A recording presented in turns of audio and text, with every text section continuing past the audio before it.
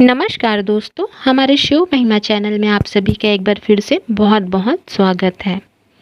दोस्तों, आशा करती हूँ कि आप सभी लोग बहुत अच्छे होंगे, सकुशल होंगे। मेरी तो यही दुआ रहेगी आप सभी के लिए। दोस्तों, आज हम बहुत ही अनोखे टॉपिक के बारे में बात करने वाले हैं। जैसे कि हर लोग साधना के पीछे, आज के डेट में हर एक इंसान साधना के पीछे दौड़ रहा है बहुत तेज़ी से। ये बहुत ही अभी प्रचलन में है। लोग अपनी ज़रूरतें और परेशानियों से वे दूर होने के लिए और अपनी ज़रूरतों को पूरी करने के लिए कुछ साधनाएँ करते हैं, जिससे उनका जीवन सरल व आसान हो जाए। लेकिन साधना तो कर लेते हैं, लेकिन उनका पूर्ण रूप से परिचय नहीं जानते हैं कि किस चीज़ का आप साधना कर रहे हो, उनका और भी क्या परिचय हो सकता है। दोस्तों, इसी चीज़ की जानकारी देने के लिए आज मैं ये वीडियो बना रही हूँ। दोस्तों, अगर ये वीडियो पसंद आएगा तो मेरे चैनल को लाइक, सब्सक्राइब और शेयर ज़रूर कीजिएगा, ताकि आपके साथ साथ और भी लोगों को इस चीज़ की जानकारी हो सके। दोस्तों, यक्ष का शाब्दिक अर्थ होता है जादू की शक्ति। आदिकाल में प्रमुख रूप से ये रहस्यमय जातियाँ थीं। देव, दैत्य, दानव, राक्षस, यक्ष, गंधर्व, अप्सराएं, पिशाच, किन्नर, वानर, ऋज, भल्ल, किरात, नाग आदि ये सभी मानवों से कुछ अलग थे। याक्षिणी को शिवजी की दासियाँ भी कहा जाता है। इन सभी के पास रहस्यमय ताकत होती थी और ये सभी मानवों की किसी न किसी रूप में मदद करते थे। देवताओं के बाद देवीय शक्तियों के मामले में यक्ष का ही नंबर आता है। कहते हैं कि यक्षिणियाँ सकारात्मक शक्ति हैं, तो पिशाचनियाँ नकारात्मक। बहुत से लोग यक्षिणियों को भी किसी भूत प्रेतनी की तरह मानते हैं। साधक इनको सविवेक का रूप करे। दोस्तों, किसी भी मानवेतर अथवा अप्राकृतिक कृति को पारलौकिक या देवी कहना मानवीय मानसिकता है, परंतु कुछ वैसी मानवेतर अथवा सामान्य मानव गुणों से अतिरेक विद्वानों हैं, जिन्हें देवताओं की श्रेणी में नहीं रखा जा सकता। उन्हें यक्ष अथवा यक्षिणी कहा जाता है। दोस्तों, यक्षिणियाँ सब धन के रखवाली करती हैं। गड़ा हुआ धन अगर बहुत वर्ष गड़ा हुआ रहता तो यह धन का देवी यक्षिणियाँ बन जाती है। रात को यह धन लेकर घूमती है। कोई इनको रात को देखा होगा तो पता होगा।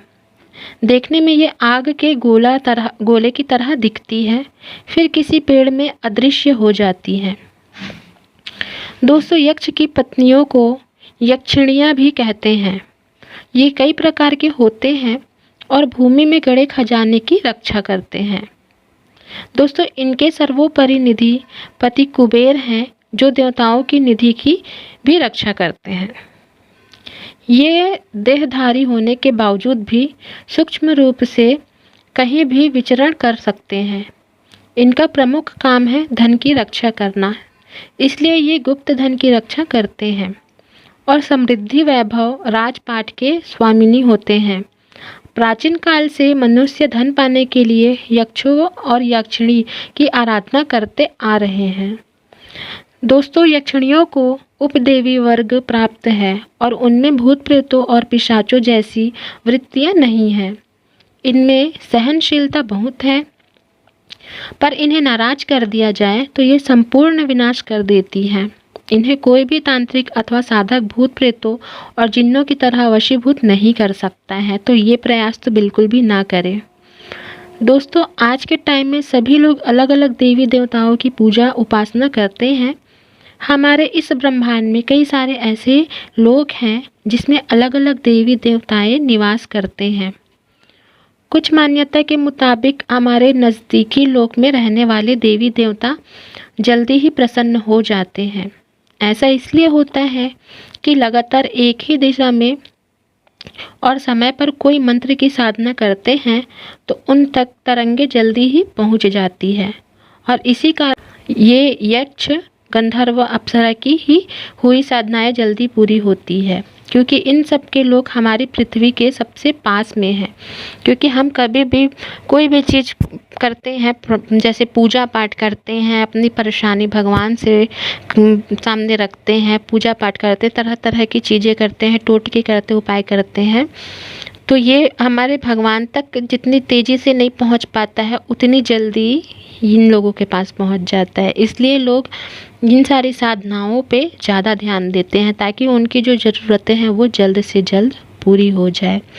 तो दोस्तों, ये थी ये जानकारी। अगर ये जानकारी आप लोगों को पसंद आई होगी तो मेरे चैनल को लाइक, शेयर एंड सब्सक्राइब ज़रूर कीजिएगा। मिलते हैं अगली वीडियो में, तब तक के लिए अपना ख्याल रखिएगा। हर हर महादेव।